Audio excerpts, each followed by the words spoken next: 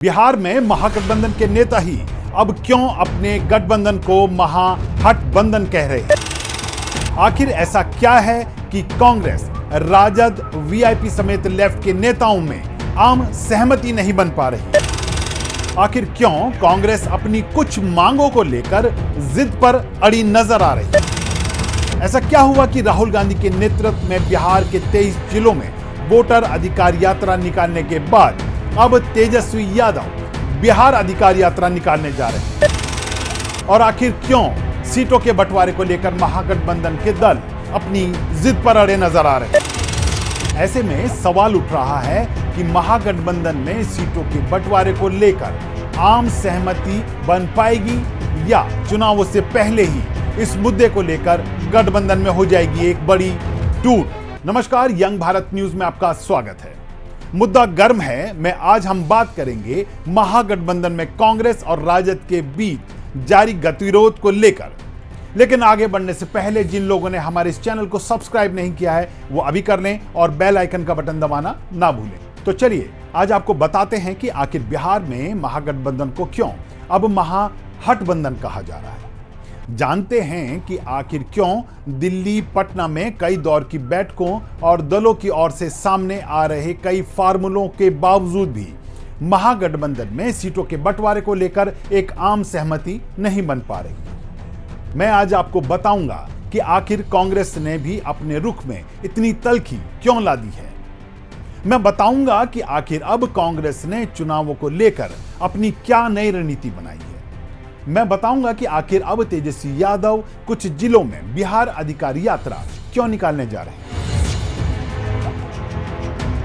हम सियासी गलियारों में उठ रहे उन सवालों के जवाब खोजने की भी कोशिश करेंगे जिनमें कयास लगाए जा रहे हैं कि कहीं सीटों के बंटवारे के मुद्दे को लेकर ही कहीं गठबंधन में कोई टूट ना हो जाए। तो आपको बता दें कि बिहार में सियासी पारा अब धीरे धीरे चढ़ना शुरू हो गया है। महागठबंधन के सभी घटक दल भी अपनी हट लिए बैठे हैं सीट बंटवारे को लेकर, जिसके चलते सीटों के बंटवारे पर एक आम सहमति बनती नजर नहीं आ रही है। पहले बात करते हैं कांग्रेस की। सूत्रों के अनुसार कांग्रेस ने लालू और तेजस्वी यादव को साफ साफ संदेश दे दिया है कि उन्हें सीट चाहिए तो अच्छी सीट। इसके साथ ही कांग्रेस ने इस बार 243 में से 37 ऐसी सीटों पर चुनाव लड़ने से मना कर दिया है जहां 2020 के चुनावों में उन्हें हार मिली थी। असल में कांग्रेस 2020 के चुनावों के बाद अपने अनुभव के आधार पर सीटों का गुणा भाग कर रही है। इसलिए इस बार सीटों के नंबर के साथ ही सीटों के नाम पर भी साथ साथ चर्चाएं हो रही हैं। तय किया जा रहा है कि किस दल को किन किन सीटों पर टिकट दिए जाएंगे और आखिर कितने। अब कांग्रेस चाहती है कि उन्हें उनकी पसंद की सीटों पर टिकट मिले, लेकिन महागठबंधन में रहने का नुकसान यही है कि अगर सभी जीतने वाली सीटों पर, जीत की संभावना वाली सीटों पर चुनाव लड़ेंगे तो जहां विरोधी दल के नेता मजबूत होंगे वहां की सीटें किसे दी जाएंगी। और यही है इस समय महागठबंधन में सीटों का बंटवारा ना हो पाने का असली कारण।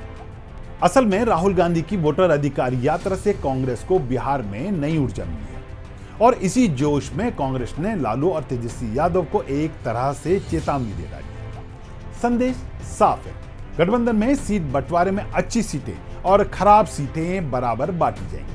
आपको याद दिला दें कि 2020 में कांग्रेस ने 70 सीटों पर चुनाव लड़ा था, लेकिन 51 सीटों पर कांग्रेस को करारी हार का सामना करना पड़ा था। महज 19 सीटों पर ही कांग्रेस को जीत मिल सकी थी।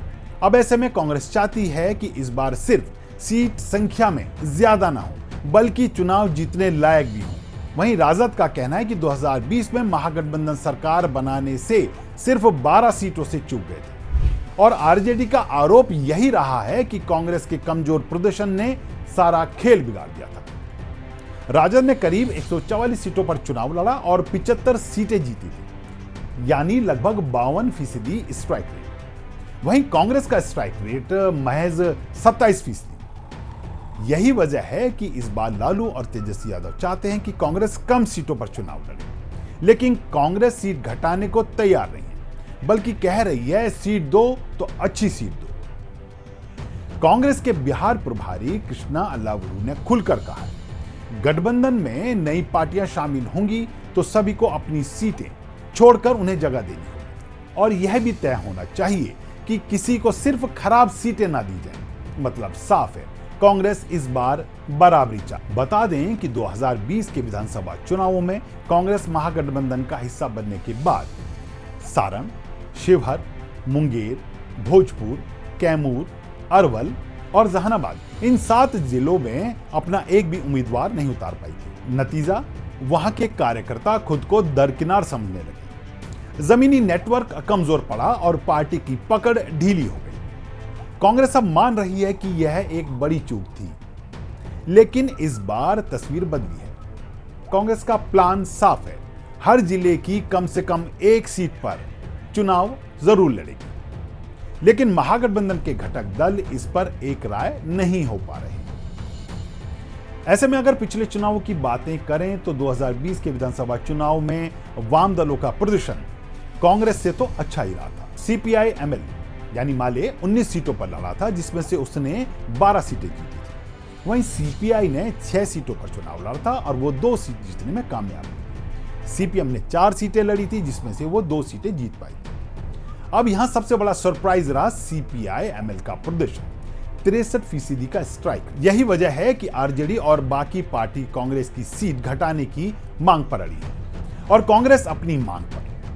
ऐसे में गतिरोध बरकरार है और महागठबंधन में टूट के कयास भी इसी कारण से लगाए जा, इसलिए इन दिनों महागठबंधन को महाहठबंधन कहा जा रहा है।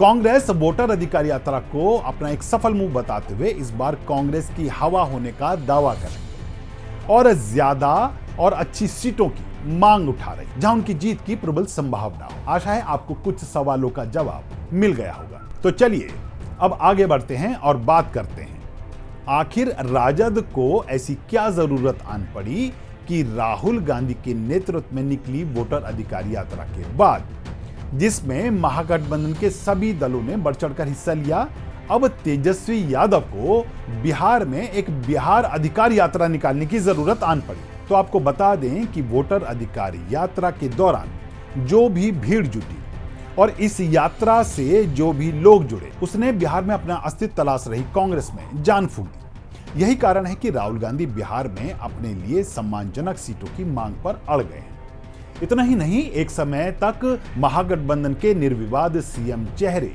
तेजस्वी यादव के नाम पर कांग्रेस मोहर लगाती नजर नहीं आ रही। इससे तेजस्वी यादव भी आहत है। तेजस्वी को लगता है कि वोटर अधिकार यात्रा के दौरान उन्होंने अपनी जो शक्ति लगाई, उसका लाभ कांग्रेस उठा ली और उनके हिस्से आए महज सवाल। अब ऐसे ही सवालों का जवाब देने के लिए और बिहार में अपनी साख दिखाने के लिए, या यूं कहें कि सीटों के बंटवारे की जो राजनीति इस समय महागठबंधन के भीतर नजर आ रही है, उसे अपने पक्ष में करने के लिए तेजस्वी यादव बिहार अधिकार यात्रा निकालने जा रहे हैं। पार्टी का कहना है कि इसमें बिहार के असल मुद्दे यानी शिक्षा, रोजगार, बेरोजगारी, किसानों की समस्या, महंगाई और उद्योगों को मुद्दा बनाया जाएगा। आगामी 16 सितंबर से तेजस्वी यादव जहानाबाद से यह यात्रा निकालेंगे और इस यात्रा के दौरान तेजस्वी यादव अपना शक्ति प्रदर्शन करते नजर आएंगे।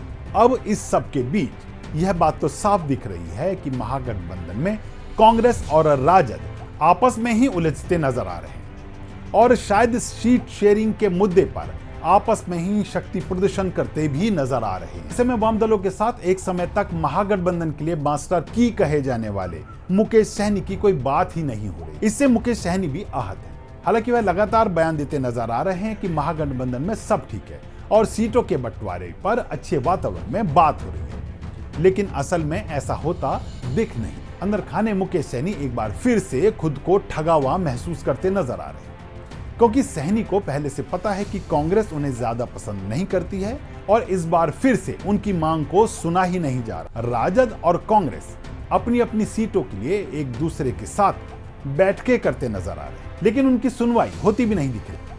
अगर ऐसे में यह कहा जाए कि बिहार विधानसभा चुनाव से पहले महागठबंधन महाहठबंधन में तब्दील हो गई है और इस हट के चलते ही ऐसा ना हो कि अंतिम समय में इस गठबंधन में कोई बड़ी टूट हो जाए। इस मुद्दे पर आपकी राय क्या है, हमें कमेंट बॉक्स में लिखकर जरूर बताएं। आज की हमारी रिपोर्ट में इतना ही। एक बार फिर से आपके सामने पेश होंगे ऐसे ही एक नए मुद्दे को लेकर। तब तक के लिए नमस्कार।